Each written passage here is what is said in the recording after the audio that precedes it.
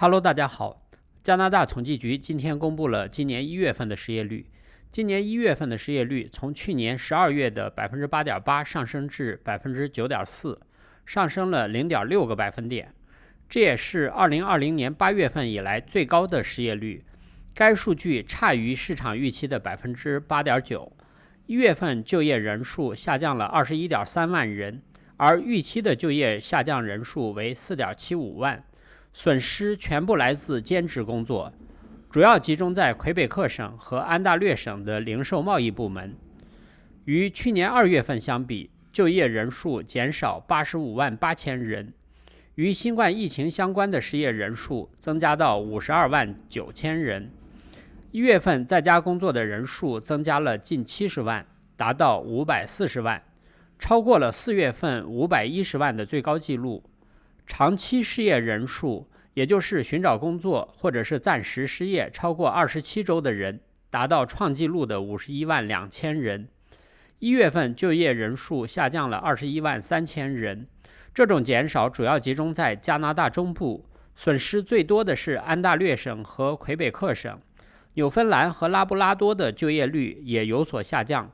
阿尔伯塔省、曼尼托巴省、新斯科舍省和爱德华王子岛的就业人数有所上升。BC 省、萨省和新布伦瑞克的就业人数保持稳定。受新的疫情限制措施影响最大的3个行业分别是住宿和食品服务业、零售业、信息文化和娱乐业。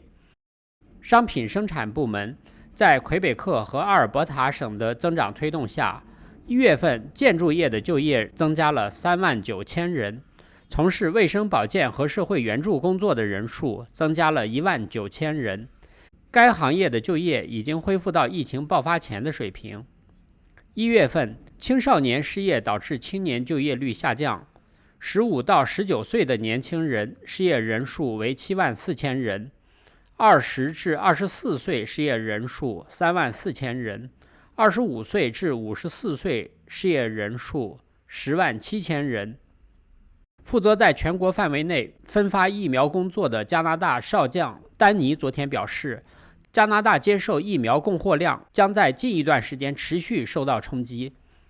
目前，加拿大批准了2种疫苗，分别是辉瑞疫苗和莫德纳疫苗。在过去几周，由于辉瑞扩建欧洲药厂的设施，疫苗生产量减少一半，暂时无法按原定计划向加拿大交付疫苗。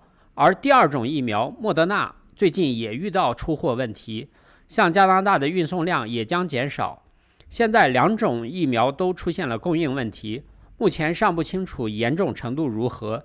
由于供应中断，使接种疫苗计划受到影响。加拿大在人均疫苗接种量上落后于其他发达国家。